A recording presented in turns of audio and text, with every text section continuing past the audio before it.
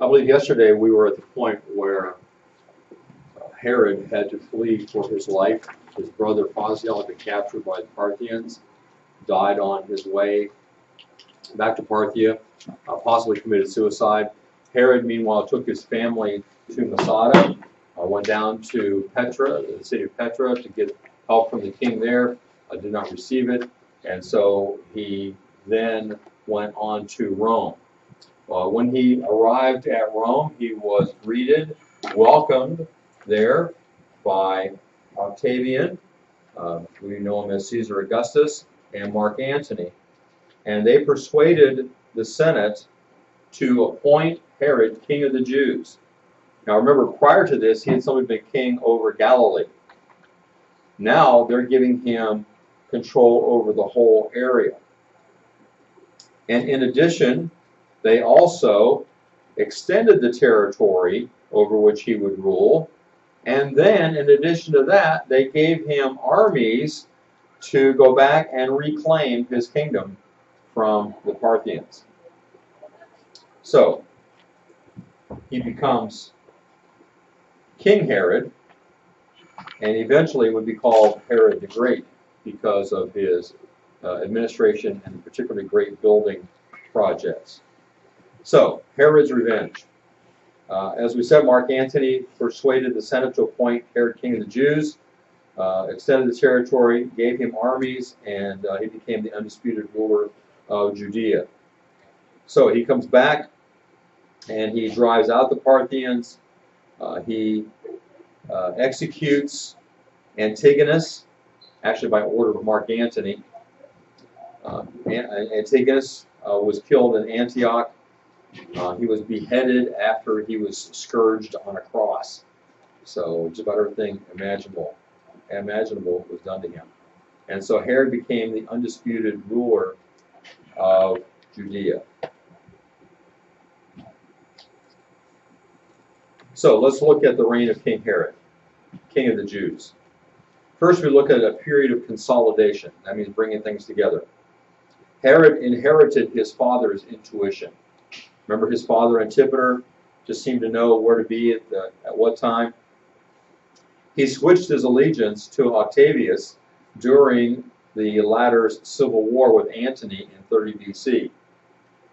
As a result, the victorious Octavian gave him even more land. His land holdings were increased again in 22 BC and again in 20 BC. So he is really on the right side of the Romans, and especially Octavian. So he is increasing his power more and more. As the king over Israel, king of the Jews, he didn't take the side of the Pharisees or the Sadducees. He suppressed the Pharisees. He kind of kept them down, kept them from getting any power at all, and he executed the Sadducees. So they were a little worse off than the Pharisees. Next, we move to a period of prosperity under Herod, and you see the years there, 25 through 14. As we mentioned already, he's acquired a land in 22 BC and in 20 BC. Then he engaged in a big building program. At this time, he built his royal palace and several fortresses, including Antonia, the Herodium, which is outside of Jerusalem. Antonia is in Jerusalem, and Masada, you already know about. He completed those in 24 BC. These fortresses were built not because he feared any exterior threat, because Rome would take care of that, but because he feared his own people. And so he had these fortresses built. He then began building the temple. Well, there's a picture of the towers built by Herod in Jerusalem, part of the Antonia fortress.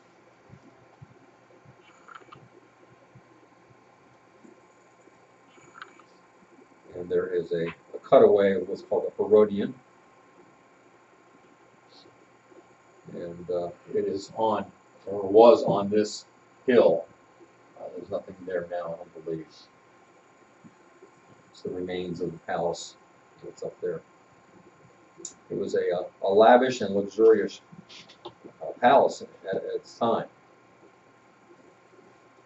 As you can see from this, it was a round structure that had gardens inside, all kinds of things.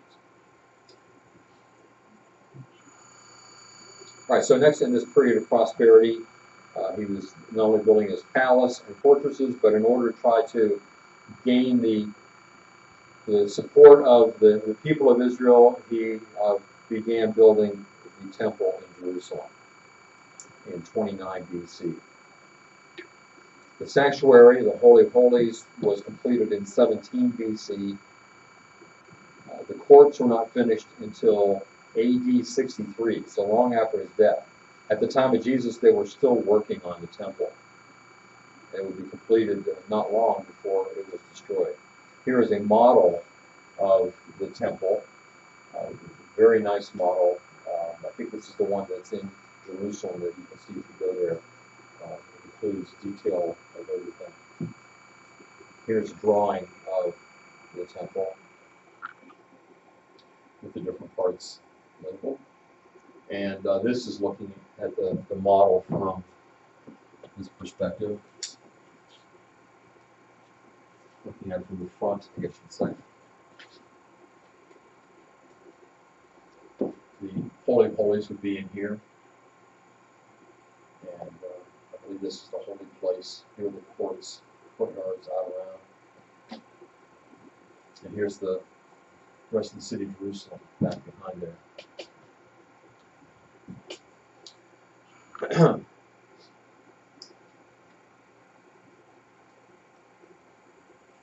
Herod also built a city, which he named after Caesar, called Caesarea.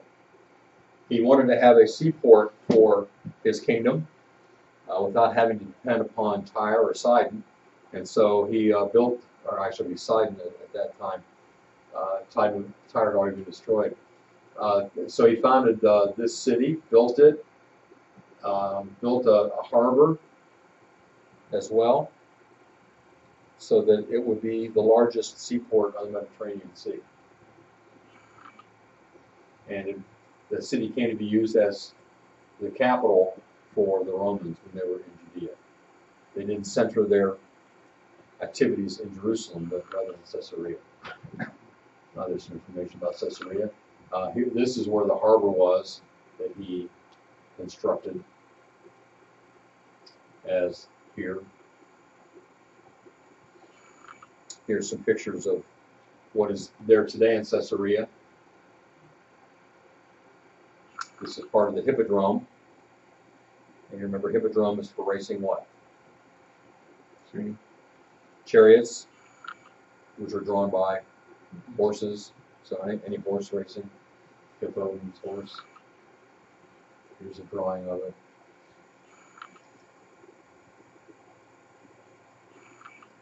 And I thought I had a picture of a racing chariot right after this sign, but it's not there, so I don't know what happened to it. Here's another shot.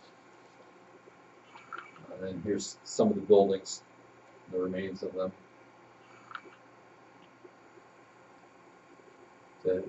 Nice tile flooring. This used to be water at the time of here. This is part of the harbor. This is the outside wall of the city. And this is an aqueduct bringing water into the city that Herod built. So his kingdom has become quite large, as you can see from this. He's ruling over quite an area.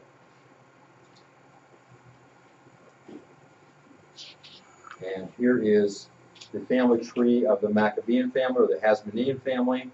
And as we follow down through here, we've gone from Simon to John Hyrcanus to Aristobulus, remember, Antigonus, Alexander Jannaeus, and his wife Salome Alexandra ruled. And then there was the civil war between Aristobulus and Hyrcanus, which Hyrcanus won with the help of Pompey. But then Aristobulus came in and attempted to rule as well. And he was deported to Rome. escaped, but then we see among his family, he has a son named Jonathan Alexander who married Salome Alexandra, the daughter of Hyrcanus. So they're kissing cousins. They have children, Aristobulus III and Mariamne, in Hebrew would be Miriam, and she married Herod the Great. So, why? Well, Herod the Great knows that he is only king because Rome has appointed him to be king, not because the people want him as king. And so, to try to gain favor with the people, he marries into the Hasmonean family, thinking that that will bring the people's respect. And they have a couple of children, Alexander and Aristobulus, repeating some of the family names of the Hasmoneans. And Herod's sons, these are just a couple of them, he has other sons, we'll see in a moment, were sent to the best schools in Rome. So they're trained up as Romans. Now, the next period of time is a period of domestic troubles. You could cover a lot of time with this, basically 14 through 3 BC. And I want to give you an idea of what Herod's life was like, especially in his family. He experienced domestic troubles due mostly to his own paranoia. You understand the word paranoia? You know what it means to be paranoid? Okay, most of you are shaking your head yes. Herod concluded 10 marriages, all for political purposes, and they were probably all unhappy. These are his wives. First of all, there was Doris, and you can see some information about her. We don't really know about her family. Married in around 47 BC. He sent her away 10 years later, recalled her back in 14 BC, sent her away again in 7 or 6 BC. And she is the mother of Antipater, who was executed in 4 BC. We'll talk about him in a moment. Then we have the Hasmonean princess, Mariamne, whom he married in 37 BC and executed in 29 or 28 BC. According to Flavius Josephus, the Jewish historian, Herod was passionately devoted to this woman, but she hated him just as passionately. They had 5 children: Alexander, Aristobulus, a son whose name we don't know, Salampsio, and Cyprus. She was executed because of her family. He thought that she was probably plotting against him, being a Hasmonean, and wanted to take over, or wanted the sons to take over, and so he executed her. Although he felt badly about it, because he seemed to care for her more than his other wives. Then he married, oops, I didn't have it up there, sorry. There's Mariamne. Then he married an unknown niece. In 37, they had no children. Married an unknown cousin, no children. He married the daughter of a Jerusalem priest named Simon, whose name was also Mariamne. Call her Mariamne too. He married her in 29 or 28, divorced her in 7 or 6, and they had a son named Herod, which is another Herod we'll come to in the New Testament. He also then married a Samaritan woman named Malthrace in 28 BC. She died in 5 or 4 BC. Their children were Antipas, Herod Antipas, we'll come to, Archelaus, we'll talk about, and Olympias. Then he married a Jerusalem woman named Cleopatra. In 28 BC, they had 2 sons, one named Herod, yeah, he seems to like the name, and another named Philip. And he married Pallas. They had a son named Phasael. Finally, he named somebody after his long-lost brother. Then he marries Phaedra in 16 BC. They had a daughter named Roxanne. And then he married Elpis in 16 BC, and they had a daughter named Salome. Whew. I'm tired just reading all their names. Can you imagine, guys, being married to this many women? I mean, at this point, you can't imagine being married to one, but you know, this would have been a real taxing experience. Although it seemed to be worse for them because of the kind of guy Herod was. Well, one of the things that Herod did in relationship to this family, especially the Hasmonean family, had to do with Mariamne's brother, which would be his brother-in-law, Aristobulus III. Let's see if I have that on here. Oh, just have that. Okay, here we go. His name was Aristobulus III. He was Mariamne's brother and the high priest. But in order to gain the position of high priest, Mariamne had gone over Herod's head to the Romans to get him appointed, and Herod didn't like that. And so he invited Mariamne, her brother, Aristobulus III, to a swimming party. And he told his men, look, when he's out there swimming, you're playing around the water, hold him down a little bit longer. So he drowned. Herod ordered his uncle Joseph killed because he suspected him of impropriety with Mariamne. Don't like how my uncle's looking at her. Kill him. He executed, remember poor old John Hyrcanus II had his ear cut off? Well, he finally gets executed. He had 45 members of the Sanhedrin killed. And then based upon a charge of adultery, Herod had Mariamne executed. And like I said, he felt badly about this. It caused him to become morbid and sullen because he seemed to have loved her the most of all. In fact, he even named a tower in his fortress after her. One of those towers he called Mariamne. And then, after the death of his wife, he decided that his mother-in-law was maybe plotting against him, and so he killed his mother-in-law, Alexandra. And then his sons, through Mariamne, he thought they were plotting against him too, being a paranoid person he was, and so he had them strangled out of fear that the people would want any of them to be king, since they had both Hasmonean and royal blood. In addition, 300 soldiers who supposedly were adherents to the cause were also killed. And then Herod executed Antipater, his son by Doris, whom he had imprisoned, because while he was in prison, Herod attempted suicide one time with a butter knife. If you're going to do it, that's not that's not very efficient. Well, Antipater was in jail, and he heard that his father had committed suicide, and so he was rejoicing. But Herod didn't die. And Herod heard that his son was rejoicing, and so he had him executed. Is that all? Yeah, finally. And 5 days after he executed Antipater, Herod died. Too bad for Antipater, huh?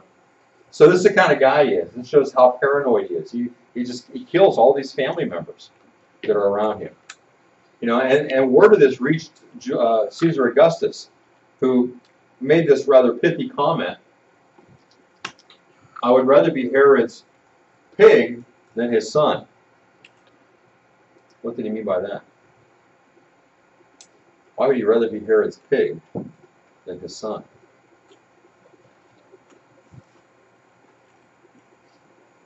Why would it be safer to be Herod's pig than his son? A pig isn't going to do anything to him. Why didn't he say a cat or a dog? Because Zach?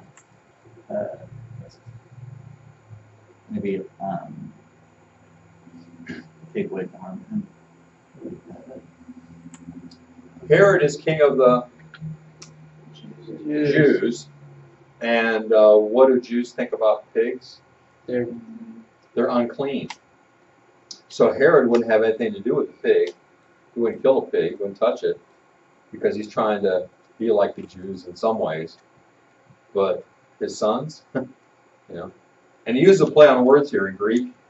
The word hous is the word for pig, and huios is the word for son. So he said, I would rather be Herod's hous than his huios. So he uses similar sounding words there. All right. Well, Caesar Augustus is going to come into play here. But before I tell you about him, there's one more thing I want to point out, and that is that Herod, because he's so paranoid, he keeps changing his mind as to who's going to succeed him. He ended up making 6 different wills. In the 5th will, he named Herod Antipas as his successor. And then 4 or 5 days before his death, he had a 6th will in which he named Archelaus as the next king, with Antipas and Philip as tetrarchs over certain areas. He had decided against his sons Aristobulus and Antipater, who had been earlier executed. All right, so Herod is paranoid. He kills people. He doesn't know who's going to succeed him. And then we come to a very pivotal event, and that is the census of Caesar Augustus. You remember that, don't you? Caesar Augustus decided that in order to make taxation equitable, to make sure he wasn't overtaxing some areas and taxing other areas enough, that how often, do you remember, he would have a census taken? It would take longer than that to actually do the census. How often did he have a census? Is it 14 years? Every 14 years. Good. This is some of what's said about that. 3rd time with the consul imperium of my son Tiberius Caesar as my colleague, I performed the census in the consulship. So these are just different quotations about the census. And then we come to Luke 2:1. There went out a decree from Caesar Augustus that all the world should be registered. In other words, they have to register for taxation. Well, it's in this context then that we have Joseph and Mary traveling to Bethlehem in order to be registered. Remember that, don't you? In Luke chapter 2. And according to the stories we usually hear, where did they go when they arrived in Bethlehem? And they were turned away. This doesn't usually call it the Bethlehem Inn. Yeah, well, there it is, right there. The Bethlehem, yeah, it says there, Inn. Can't see it. It's still there. No, there really never was a Bethlehem Inn. You always hear about the innkeeper turning away. Well, that's not in the scriptures. That's just made up stuff. In fact, the word that is used in the text of Luke 2 to describe where there was no room was a word used for a large tent set up by the Romans for people to gather under. So it was not really an inn by any stretch of the imagination. Since there was no room there, where did they go? To a stable. That's usually how people term it, but I think it is extremely likely, I would say almost positive, that they went to a nearby cave. There were a number of caves in the nearby hills around Bethlehem, and in fact there were caves right near the area where shepherds were keeping their sheep. Remember the shepherds? Keeping their flocks by night, right? And there was a cave in that area, and I think that that's probably where they went and where Jesus was born. So that the manger was not a wooden trough of some kind, but it actually was something carved into the side of the cave for putting feed in for the sheep that would be brought in there. In fact, I think very specifically that the sheep, the place where the sheep were brought was for the purpose of them giving birth. Now that's significant because the sheep that were in the area around Bethlehem normally would not be allowed to have flocks of sheep that close to a city because they're pretty smelly, and the shepherds are pretty smelly too. So why were those sheep there? Well, it's close enough to Jerusalem that that's where they got the sheep for the sacrifices. And in particular, of course, they would have to have a lot of unblemished lambs for Passover. So there was a particular cave there that the shepherds would use if one of their ewes, the female sheep, was pregnant and going to give birth, they would take them into this cave out of the weather and so on to give birth. And I think there's indication in Old Testament prophecy that the place where Jesus was born was remarkably the same place where the Passover lambs were born. I think that's pretty interesting if that's the case. I can't prove that, but I think the indications are there. All right, so on this one we see the genealogy of Jesus as presented in the 2 Gospels. Does anybody know which Gospel tells the genealogy through Mary? Do you know the two Gospels that have a genealogy, an ancestry of Jesus? Do you know what two Gospels they are? Luke. Luke.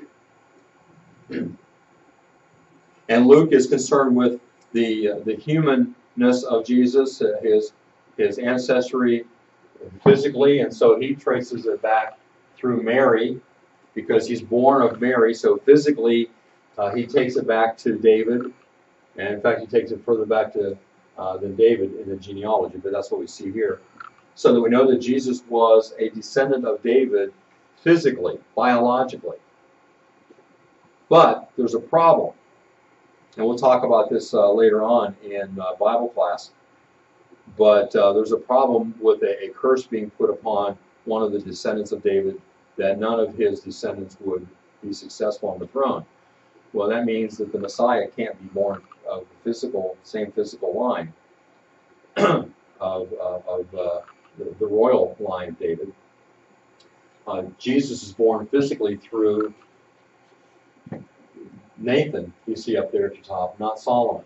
It's Nathan's line that gives us Jesus. The line of Solomon, however, can be traced down to Joseph.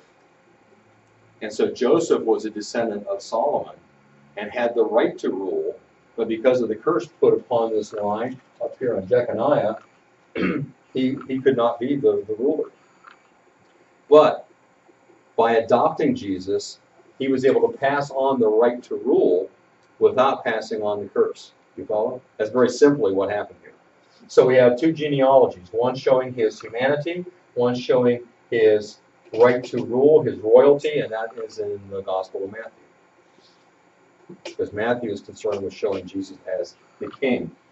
All right, so we'll jump ahead a little bit and see that there are some people that come to visit this newborn king, which we call the Magi. And you looked over a story of the Magi and crossed out some things last night that you thought don't belong in the story. Let me take a look at what you did and see how that story looks. Okay, see a few things crossed out there. All right.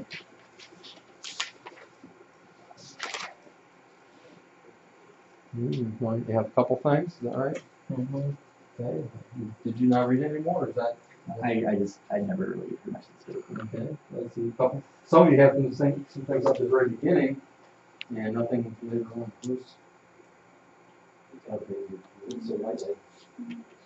Okay.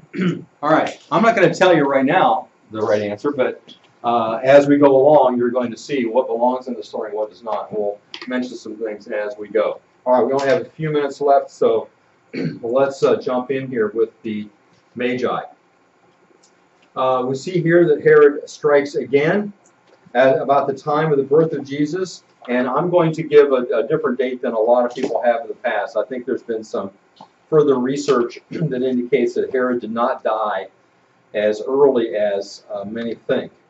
I think that he died a little bit later, and I won't go into all the details there, but I think that Jesus probably was born in 2 BC. Now that might come as a surprise to you anyway, because you think, how could he be born before Christ? You know, that's only because the monk that made up, when to start the counting of the years was off himself by a couple of years. So Jesus actually was born 2 years before Christ. Most people put it at 6 or 7, but I think it's better at 2.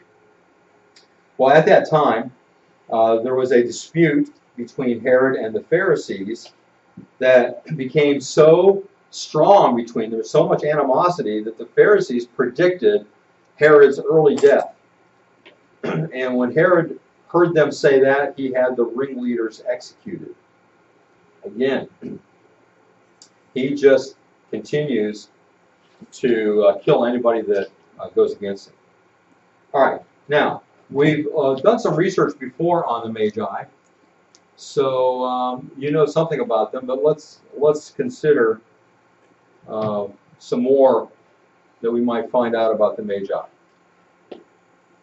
The Magi were members of an Eastern priestly tribe.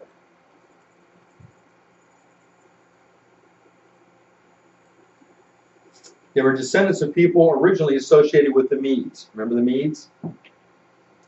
And so because they were members of a tribe that was priestly, that's sort of like the Levites were in Israel, only this is in the area of Babylon and Persia. In their religion, they reverenced fire as the principal element of worship, and they had an altar with a perpetual flame. They had another altar for blood sacrifice. The fire from the perpetual altar was used to burn the sacrifice, which was then eaten by both worshiper and the Magian priest. And so there are some similarities. If you know anything about Israel's worship, that there are some things that are very similar about the two. The Magi carried small bundles of divining rods that they used in their ceremonies. Kind of like the high priest of Israel had the Urim and the Thummim, the two stones, so they had rods that they carried. They believed in distinguishing between certain kinds of unclean animals, including insects and reptiles. Again, just like the people of Israel, there's certain animals that were unclean. They were very ritualistic about ever touching or disposing of a dead body. Again, similar to the Israelites. To their own pagan religion, they seem to have become monotheistic. So they seem to have come to the point of worshiping one God.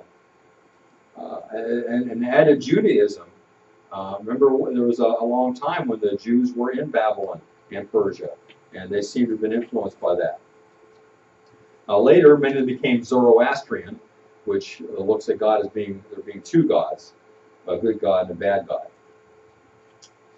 They're very skilled in astronomy and astrology. Astronomy is, of course, the science of studying the stars, and astrology is the superstition of the stars controlling your destiny. Now, when we think about the Magi coming to see Jesus, we'll find out some more about them here. But one of the things that we always see pictured is the Magi coming like this, three of them on camels, and coming to see Jesus. Well, we'll find out how much of that is so. So here's an indication that the Magi, or wise men, some call them, were people that were into the stars and into magic, and to astrology, astronomy. They had headgear that looked like this. These are pictures of some of the kings, but the Magi would have had similar headgear. In fact, the description of them fits this one quite a bit, with flaps down around the ears, a hat sticking up with flaps. In fact, it's where we get the idea for hats like this with stars on them, because these are people that perform magic, which comes from the word Magi. Well, the Magi maintained a place of prominence throughout all four major world empires, from the Babylonian, the Medo-Persian, the Greek, and the Roman. They were highly respected throughout all of these empires, especially in the East. They always appear with tremendous political power and were consulted by rulers for advice. That's why we call them wise men. The royal bench of judges was all chosen from the Magi that we find in the book of Esther. The name of the wisdom of the Magi was called the Code of Scientific and Religious Wisdom, and we find that referenced in the book of Daniel and the book of Esther as the law of the Medes and the Persians. When you see that, that's indicating the rules of the Magi. They were so powerful that no Persian could ever be able to become king except under two conditions. First, that he mastered the scientific and religious discipline of the Magi. And then secondly, he had to be approved of and crowned by the Magi. Now think about that. We have a song about the Magi called We Three Kings of Orient Are. You've heard that, right? And maybe even hear people talking about the kings. They were not kings, but they were kingmakers. We'll have to stop there today and consider what that might mean as they come to see Jesus.